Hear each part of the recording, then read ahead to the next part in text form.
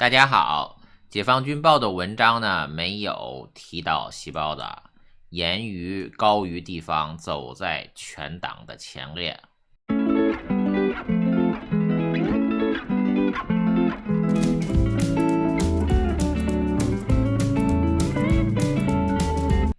该篇解放军报的党八股呢，2025年11月11日发表呢，说了军队反腐败的重要性和紧迫性，明确点名查处何卫东、苗华等人的严重违纪违法案件，并将其定为党的18大以来政风反腐的延续，重塑人民军队的深化。全文呢超过1000字，层层剖析所谓反腐的政治意义与军队的使命呢，却没有对细胞的进行任何的提及呢或引用。通常呢，此类军方的报道呢会强调呢以细胞同志为核心的党中央的坚强领导，或者习主席的重要指示等等啊。什么军委主席负责制的，以强化细胞的个人权威的合法性呢？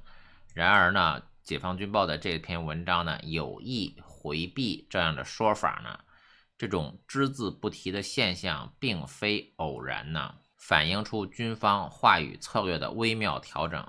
一方面呢，维持所谓反腐的高压态势的宣传力度、洗脑力度呢；另一方面，淡化细胞子的个人符号啊，这也不是淡化了，这就是直接下架了。军方下架细胞的，大家已经见怪不怪了，因为解放军报经常就把细胞的下架了。在处理这个何卫东、苗华的落马事件的时候呢，虽然避免对细胞的直接点名啊，就把责任直接说到细胞的头上，转而用呢党中央、中央军委或者党的18大以来的这种抽象表述呢，从而强化集体领导的叙事，弱化个人崇拜的痕迹啊。2025年8月16日，解放军报报道的呢，第82集团军某旅重塑政治干部形象微信呢，也是通篇的下架了细胞子。海外媒体呢也捕捉到了这一信号，认为其暗示细胞的军内权力格局存在真空，高层博弈趋于激烈。这些报道的共性在于展示所谓反腐成果的时候，选择性遗漏最高领导人的符号化表述，与2024年火箭军反腐报道中反复引述习主席指示的惯例形成鲜明的对比，显示出军权归属的改变。文章中反复强调军队正风肃纪，反腐必须高于地方，严于地方，走在全党的前列啊。表面上只在号召军队在反腐中秉持更高标准、更严要求，但其深层语义蕴含着显著的政治暗示啊。军队作为枪杆子的核心力量，不仅需要领跑全党反腐，更是要求全党紧跟军队的步伐呀，实现同步清洗。这一表述并非单纯的作风建设的号召，而是对权力架构的隐性重塑。军队呢，先行清除所谓的害群之马呢，如何卫东、苗华等军委高官，全党随后呢全面严、处处严，越往后越严，合力推进所谓的闭绝风清。在高度集权的政治语境中，前列呢往往充当着信号呢，暗示军队已经完成了内部的自我清洁啊，正在等待全党接力，共同瓦解现有领导核心细胞子的权威基础呢。简而言之呢，这种表述可以解读为军队开路全党补位的协同机制，为细胞子下架的进程铺设路径啊。这一暗示有其现实基础呢。近期呢，军队9位上将，包括何卫东、苗华、何鸿钧等等呢，集体被查处，已经被多方视为反习势力的反扑，而非细胞子的主动清洗呢？网传一些无法证实也无法证伪的消息呢，四中全会军队中央委员集体提案，要求罢免细胞子中央军委主席的职务呢，与全党前列这种军报官方的表述契合呢。反腐败越反越腐，已经演变为高层的残酷斗争。全党与军队联手，将加速细胞子的孤立。鉴于军队的这种表态呢，细胞子下台的时间窗口呢极为有限，预计将在未来3到6个月内发生呢。如果军方罢免提案属实呢，全党将借反腐攻坚战迅猛跟进，促使细胞子以健康原因呢或者光荣下台的形式退位。最不利的拖延情形为2026年下半年，如果军政双重压力不足以立即决断，经济下行、关闭民反或成为导火索，军队武装干预的风险随之上升。然而鉴于呢反腐所谓的持久战已经陷入深渊，长期拖延的可能性较低。总体而言呢，细胞子下台的进程已经势不可挡。走在全党的前列呢，正是军队枪杆子向全党发出的协同信号呢。走在全党的前列，越往后越严呢，这2句话是最关键。越往后查的官员呢，杀红了眼，下场越惨呢。这网友说，为什么不签个协议，每年给这些贪官们1000亿，让他们派系内去分，然后交权不理政事，每年1000亿现金是否能够填满他们的胃口，免得建这么多垃圾工程，不安全死人，还年年亏损啊。这网友说还不够他们1家分，开国的时候就有500家了，现在不知道繁衍出多少家啊。这网友说杨澜澜2辆车就快1000万了，他一个人开销1年就超2000万，1000亿确实不够啊。如果能签个这个每年1000亿的协议，太赚了。我的回复是，我完全赞同你的看法，这不就是和平演变的一个版本吗？这是对所有人最好的结局啊！如果有可能对独裁政权进行赎买啊，这是最和平、最非暴力的结局，代价最小的结局啊！当然了，这个可操作性也极低呀。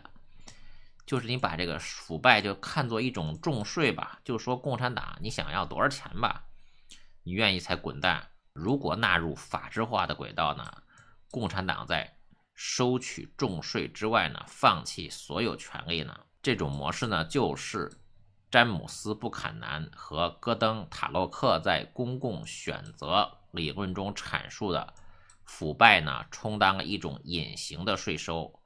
精英阶层呢，通过寻租行为抢占公共资源，扭曲资源配置啊，导致死重损失及社会整体福利的净减少呢？为什么说这种可操作性极低呢？就是我说的不能换派系啊。每个政治局委员，你往少里说，也得是500亿的身家吧？涉及到商人的白手套就有10个、20个啊。你比如说王健林呢，细胞子家族在王健林他们家就假设占有10%的股份吧，就王健林这样的白手套，细胞子有20-30个呀。你说给细胞子换个派系，你等于把20-30个几百亿的公司重组啊，这让华尔街最牛的投资家来操盘呢，都操作不了啊。就说恒大能重组吗？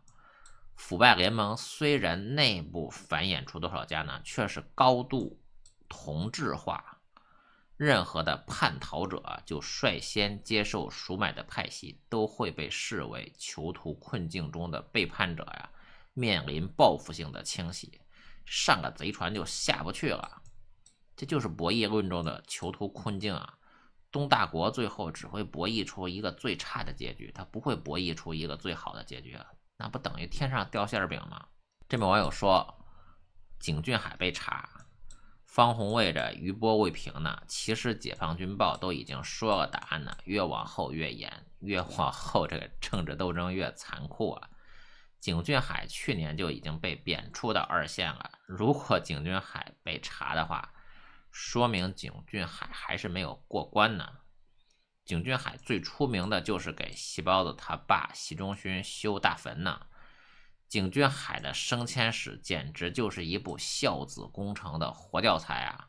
修好了老习的陵园，那儿子细胞子自然就所谓的慧眼识珠啊，层层提拔，堪称墓地经济学的教科书范例啊。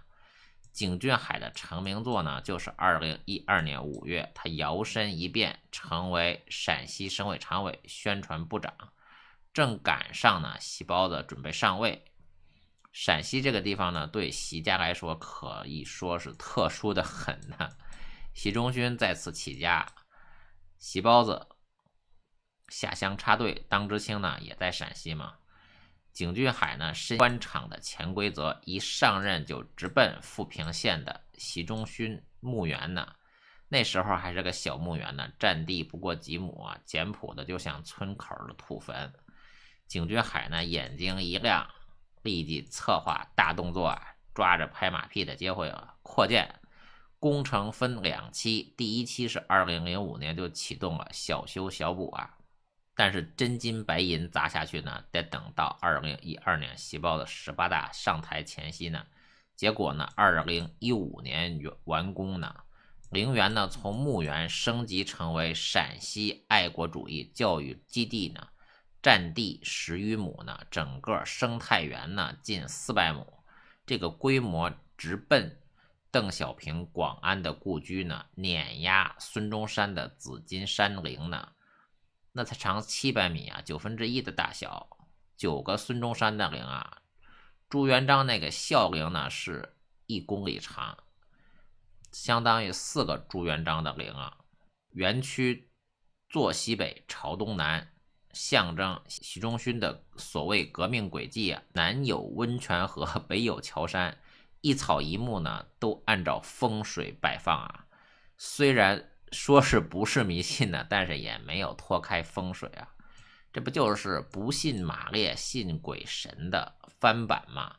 细胞子天天假模假式的什么痛斥别人什么封建迷信，自家老爸的陵园却讲究风水，像是个皇陵啊。红灯笼挂着300米的大道，寓意红红火火啊。搁别人家这叫烧包，搁习家这叫家风延续啊。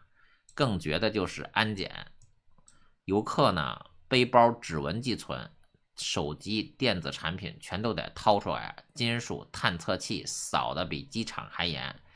记者感叹呢，这比机场安检还严，为啥呢？怕有人偷坟呢，还是怕敌对势力拍照发推特呢？每年当局悼念声势浩大呀，不输所谓的毛泽东纪念堂啊，这陵园扩建规模扩大到数十倍，规格大大的升级啊！景俊海功不可没呀，他不光砸钱，还亲自把关，防水工程公司的官网啊大言不惭。细胞子，您安心治理天下，我们许诺滴水不漏，再无后顾之忧啊！这马屁拍的。搁封建王朝呢，就叫阿谀奉承；搁现代呢，这叫忠诚担当啊。海外媒体挖出呢，工程耗资不菲，当地网民吐槽呢，老百姓喝西北风，习家的陵园成为所谓什么生态乐园呢？侧柏、龙柏、白皮松齐上阵，郁郁葱葱，预示着永垂不朽呢。可笑的是，报道中还硬塞一句习仲勋简朴家风延续至今呢。这是低级红还是高级黑呢？延续啊，从这个土坟到400亩的豪园，这叫升级家风吧。对比呢，毛邓、孙朱、习陵独领风骚啊，难怪这个景俊海修完第2期，立马被中组部慧眼看中啊。2015年6月。直升中宣部副部长，传言呢还想让他兼任央视台长啊，喉舌一把抓，可惜做不满2年呢。2017年4月重回地方，当上北京市委副书记，短短8个月又空降吉林。2018年1月当上了省长啊，升任正部级。总的来说呢，景俊海的经历就是一部墓地马屁学，一铲土换正部级，一亩地博家风忠诚。中共这个官场啊，修祖坟比修政绩管用啊，风水比 GDP 靠谱啊。可惜啊，细胞子再宠信，陵园再气派，最后景俊海也没想到细胞子丧失大权了。景俊海从黑马呢到传言被查，不过又是一出孝子悲剧啊！修老习的坟，却修不好自己的运呢。这也不能说跟错个人呢，你都已经跟上现任的总书记，可惜总书记倒台了。好的，谢谢大家。